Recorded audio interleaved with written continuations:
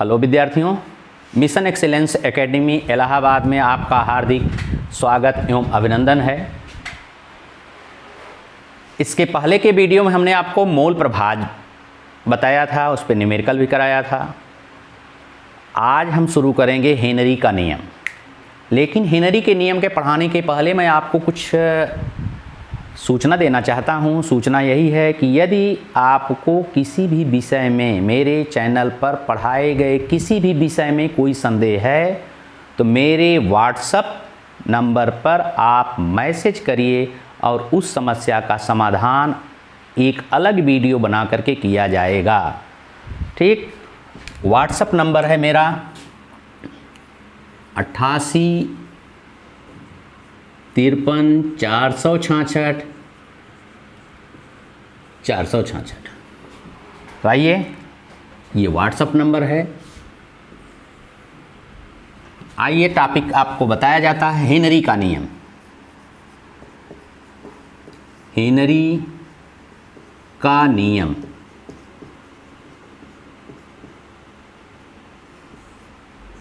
परिभाषा देने के पहले इसको समझिए और समझ करके स्वयं इसकी परिभाषा निकालिए। एक हेनरी विलियम हेनरी इनका पूरा नाम है। इन्होंने सन 1801 ईस्वी में 1801 ईस्वी में इन्होंने एक बीकर लिया और बीकर लेकर के उसमें विलायक रख लिए। अब विलायक में जल भी हो सकता है और कोई भी अकार्बनिक विलायक हो सकता है या कोई भी कार्बनिक विलायक हो सकता है। यदि वह अकार्बनिक विलायक होगा तो उसमें अकार्बनिक विलेय पदार्थ ही डाले जाएंगे, यदि कार्बनिक विलायक होगा तो कार्बनिक विलेय डाले जाएंगे। लेकिन इसमें विलेय पदार्थ के रूप में क्या चीज़ है? गैस है। गैस, ये हो गया विलायक। अब एक नली द्वारा इसमें गैस प्रवाहित की गई। तो जब गैस प्रवाहित की गई तो जरा देखिए कि गैस तथा इसमें विलेयता, गैस की विलेयता और एक दाब आएगा। दाब कहाँ से लगेगा? जब हम किसी भी सतह पर जब विलायक की सतह पर हम गैस को डालते हैं तो गैस जैसे विलायक के संपर्क में आती है तो उसके सतह पर एक दाब उत्पन्न होता है। वह दाब जितना ही अधिक होगा गैस उतना ही ज़्यादा अधिक विलेय होगी। तो इन्होंने क्या बताया? अब यहाँ पे हम टेम्परेचर को क्या करें, क्योंकि प्रैक्टिकल कहाँ हो रहा है? कमरे पे हो रहा है। तो टेम्परेचर को इन्होंने कांस्टेंट कर दिया। क्या कर दिया? T को कांस्टेंट किया।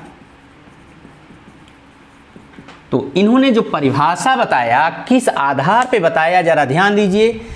स्थिर ताप पर कोई भी गैस होगी, भिन्न भिन्न गैसों की विलेयता, भिन्न भिन्न गैसों की विलेयता विलयन की सतह पर उपस्थित दाब, किसके दाब हैं? गैस। विलयन की सतह पर उपस्थित गैस के दाब के समानुपाती होती है। ये हो गई परिभाषा। स्थिर ताप पर विभिन्न गैसों की विलेयता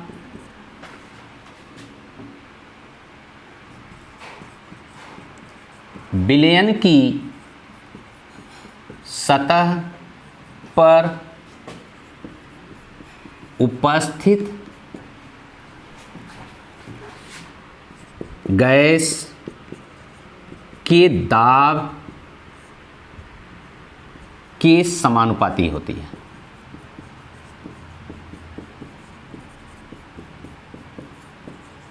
ये हेनरी का नियम हो गया। बहुत ज़्यादा इम्पॉर्टेंट है और पूछा भी जा सकता है, बोर्ड में भी पूछा जा सकता है और कंपटीशन में तो बहुत ही ज़्यादा इम्पॉर्टेंट है, इसलिए इसको विशेष ध्यान दीजिए। क्या क्या है? गैस का दाब, गैस के दाब को हम किससे प्रदर्शित करेंगे? कैपिटल P से। प्रपोजनल टू विलेयता, यहाँ पे किसकी विलेयता? गैस की। तो हमने यस रख दिया। यस क्या है? विलेयता। पी क्या है? दाब है। टी कांस्टेंट है ही। तो इस प्रपोजनल को जब हम तोड़ देंगे तो P equal to R H into S होगा। अब आप जरा ध्यान दीजिए, आर एच क्या है? आर एच हेनरी स्थिरांक है। आर एच हेनरी स्थिरांक है। स्थिरांक तो है लेकिन इनका मान नियत तो रहेगा, परंतु भिन्न भिन्न गैसों के लिए भिन्न भिन्न रहेगा। एक ही गैस के लिए नियत रहेगा लेकिन भिन्न भिन्न गैसों के लिए भिन्न भिन्न होगा, अर्थात इनका स्थिरांक का मान परिवर्तित होता रहेगा। अब जरा देखिए कि यदि हम इनके मान को परिवर्तित कर दें, किसके? आर एच के। यदि हम आर एच के मान को परिवर्तित कर दें तो क्या प्रभाव पड़ेगा गैस की विलेयता पर? तो यहाँ पे ये ध्यान देना है कि यदि इनका मान बढ़ जाएगा तो इन दोनों का गुणनफल किसके समानुपाती है? किसके बराबर होता है? पी के। तो इनका जब मान बढ़ जाएगा तो यस का मान क्या होगा? कम हो जाएगा। अर्थात आर एच का मान बढ़ने पर, हेनरी स्थिरांक का मान बढ़ने पर गैस की विलेयता कम होती है, परंतु दाब बढ़ाने पर गैस की विलेयता बढ़ जाएगी। जब दाब बढ़ जाएगा तो गैस की विलेयता बढ़ेगी। यदि आर एच यानी हेनरी स्थिरांक का मान बढ़ेगा तो गैस की विलेयता कम हो जाएगी। हेनरी स्थिरांक का मान कम होने पर गैस की विलेयता बढ़ जाती है। यह विशेष ध्यान दीजिए। एक वैज्ञानिक हैं डाल्टन। डाल्टन ने भी इसी पर प्रयोग किया। इन्होंने भी कुछ नियम दिए, जरा ध्यान दीजिएगा। नियम दिए लेकिन नियम नाम में परिवर्तन नहीं किया गया है, तो वही चीज इन्होंने थोड़ा सा परिवर्तन कर दिया। थोड़ा सा परिवर्तन किए। क्या चीज किए? जरा यहां देखिए, ये गैस विलीन हो रही है। गैस इसमें जब विलीन हो रही है तो गैस का मात्रक नहीं रखा गया कि किस में विलीन हो रही है, ग्राम में हो रही है कि किलोग्राम में हो रही है कि मिली में हो रही है कि पीपीएम में हो रही है कि तुल्यांक में हो रही है कि मोल में हो रही है कि मोल प्रभाज में हो रही है कि मोल अंश में हो रही, ये कोई डिसाइड नहीं किया गया था हेनरी द्वारा, परंतु इन्होंने इसको डिसाइड कर दिया कि हम गैसों की विलेयता को मोल अंश में ले लें। किस में ले लें? मोल अंश में ले लें। तो जरा देखिए कि जो दाब यहां लग रहा है, अगर भिन्न भिन्न गैसें होंगी, कई गैसें होंगी तो सबके दाब हो जाएंगे, लेकिन एक गैस द्वारा जो दाब डाला जाएगा उसको हम आंशिक दाब कहते हैं। तो दोनों परिवर्तन कर दिए। यहाँ पे क्या कह दिए कि भिन्न भिन्न गैसों के मोल अंश की विलेयता उनके आंशिक दाब के समानुपाती होती। तो इन्होंने कहा कि स्थिर ताप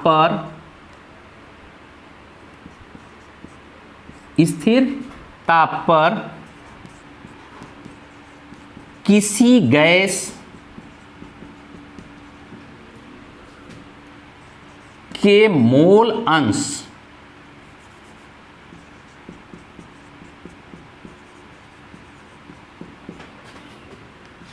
की विलेयता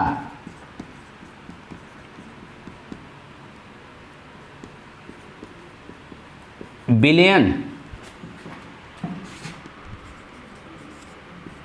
की सतह पर उपस्थित, विलयन की सतह पर उपस्थित गैस के आंशिक दाब के समानुपाती होती है।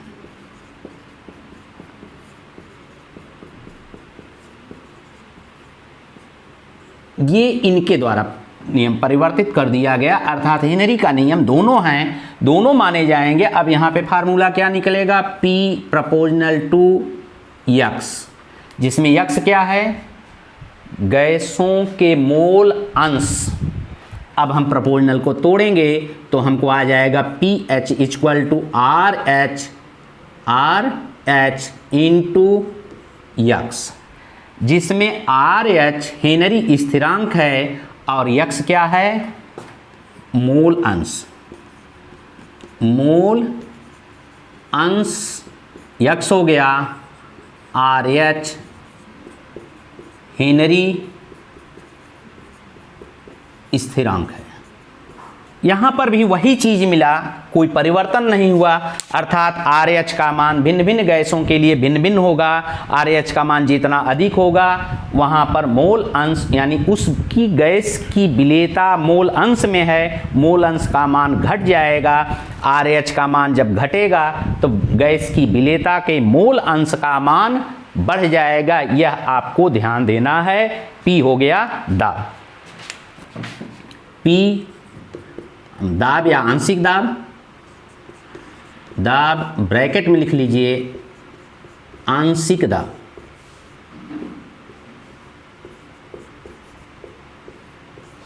ये इसका सूत्र आ गया। आइए अब आगे।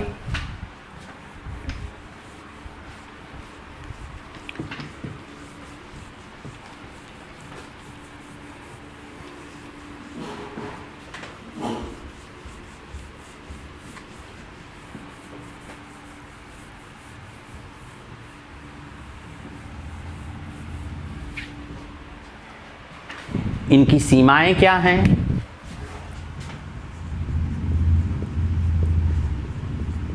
सीमाएं, पहला, ताप स्थिर होना चाहिए, ताप स्थिर तथा कम होना चाहिए। ये नहीं कि आप बढ़ाते ले चलिए, कम होना चाहिए। ले जा करके 500 डिग्री सेंटीग्रेड आप ताप स्थिर कर दें तब गैस की विलेयता कार्य नहीं करेगी। हेनरी का नियम उस पर कार्य नहीं कर पाएगा, उसका पालन नहीं हो पाएगा। इसलिए भी ध्यान देना है ताप स्थिर हो परंतु कम भी होना चाहिए। दूसरा पॉइंट है गैस तथा विलायक के मध्य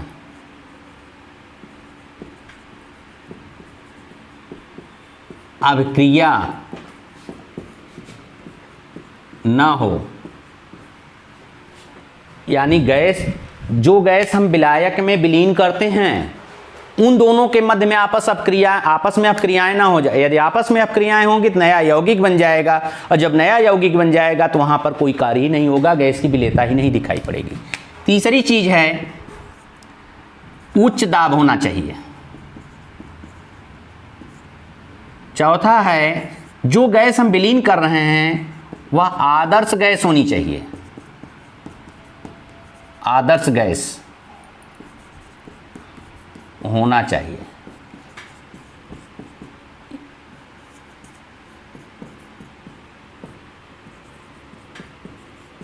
तो ये इनके हो गए सीमाएं। अब सबसे महत्वपूर्ण है अनुप्रयोग। इनका अनुप्रयोग उद्योगों में किया जाता है। कैसे करेंगे? इंडस्ट्रियल में कैसे करते हैं? आप कोल्ड ड्रिंक तो पीते ही होंगे, निश्चित रूप से पिए होंगे, ऐसा तो है नहीं कोल्ड ड्रिंक कभी नहीं पिए होंगे। सोडा वाटर है, जो शीतल पेय पदार्थ हैं उसमें गैस विलीन होती है। कौन सी गैस विलीन होती है? Carbon dioxide. तो वह गैस विलीन कैसे होगी? जब हम शीतल पेय पदार्थों अथवा सोडा वाटर की बाटल को बंद करते हैं तो उसमें कार्बन डाइऑक्साइड को विलीन किया जाता है, लेकिन उच्च दाब पर बंद किया जाता है ताकि वह कार्बन डाइऑक्साइड विलीन रहे। यदि उच्च दाब हम नहीं करेंगे तो वहाँ पर वह कार्बन डाइऑक्साइड क्या हो जाएगी? बाहर हो जाएगी। अर्थात पहला है इसमें सोडा वाटर तथा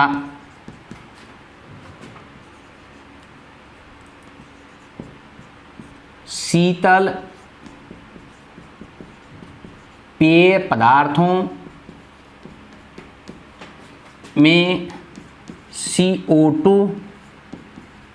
की विलेयता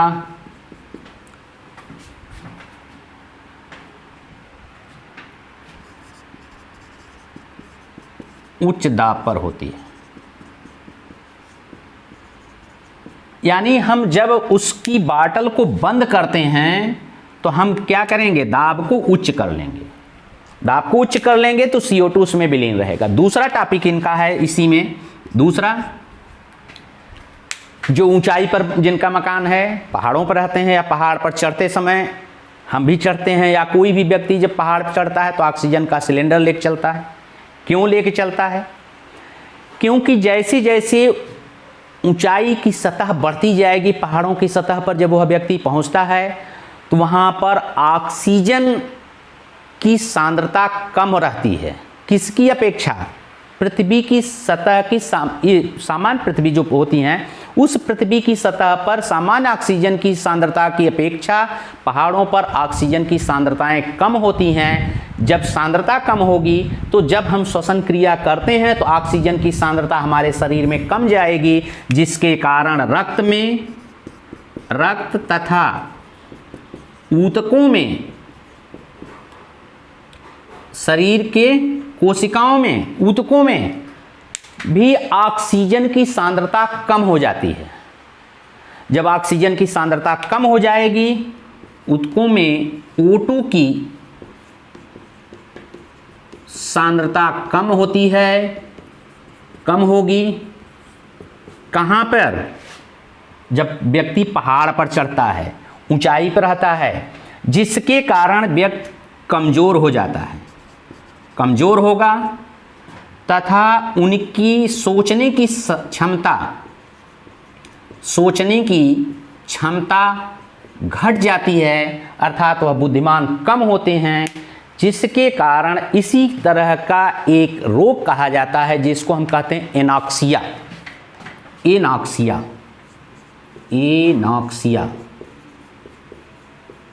तो अब जरा ध्यान दीजिए कि एनॉक्सिया रोग किस नियम के हटने के कारण होता है, अर्थात हेनरी के नियम को हम लेकर चलते हैं। तो एनॉक्सिया रोग होने में हेनरी के नियम को वहाँ पर उसका अनुप्रयोग माना जाएगा। या एनॉक्सिया रोग किस नियम से संबंधित है? तो हेनरी के नियम से संबंधित है। वहाँ पे गैस की विलेयता कम हो जाएगी, ऑक्सीजन की सांद्रता कम होगी। तो ऑक्सीजन की सांद्रता कम हो जाएगी तो हमारे शरीर में रक्त में जो है, रक्त है उसमें भी ऑक्सीजन की सांद्रता कम होगी। जब रक्त ऑक्सीजन कम पाएगा तो वह विभिन्न प्रकार के जो टिश्यूज पाए जाते हैं, ऊतक पाए जाते हैं, कोशिकाएं पाई जाती हैं, वहाँ पर भी ऑक्सीजन की सांद्रता कम हो जाएगी, जिसके कारण एनॉक्सिया रोग हो जाता है। अर्थात वो कमज़ोर होते हैं, उनके सोचने की क्षमताएं कम होती हैं। ऐसी डिजीज को हम क्या कहते हैं? एनॉक्सिया। ये हो गया हेनरी का नियम। आइए इस पे सवाल किया जाता है। एक गैस है विद्यार्थियों, बच्चों, जिसका नाम है H2S सूत्र है, और इसका नाम है हाइड्रोजन सल्फाइड। हाइड्रोजन सल्फाइड जो साल्ट एनालिसिस होता है, उस साल्ट एनालिसिस में इसका महत्वपूर्ण योगदान होता है। अर्थात वहाँ पे साल्ट में उपस्थित धन आयन के जो है आयन होने के कारण, अर्थात उनका अवक्षेपण होने में, उनको हम H2S गैस का उपयोग करते हैं और उसको हम कहते हैं, इस विधि को कहते हैं गुणात्मक विश्लेषण। तो हाइड्रोजन सल्फाइड की गंध जो है सड़े अंडे जैसी होती है। तो यहाँ पे सवाल है, सड़े अंडे जैसी गंध वाली हाइड्रोजन सल्फाइड का उपयोग गुणात्मक विश्लेषण में किया जाता है। प्रश्न NCERT का प्रश्न है। सड़े अंडे जैसी गंध वाली H2S गैस गुणात्मक विश्लेषण में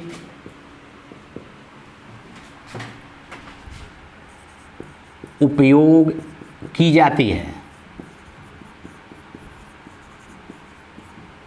स्थिर ताप पर या STP पर, सिंपल टेम्परेचर प्रेशर, स्थिर STP पर H2S गैस की विलेयता 0.195 मोल है। तो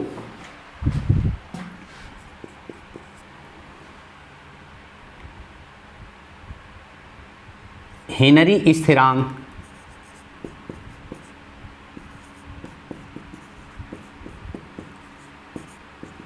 की गणना कीजिए।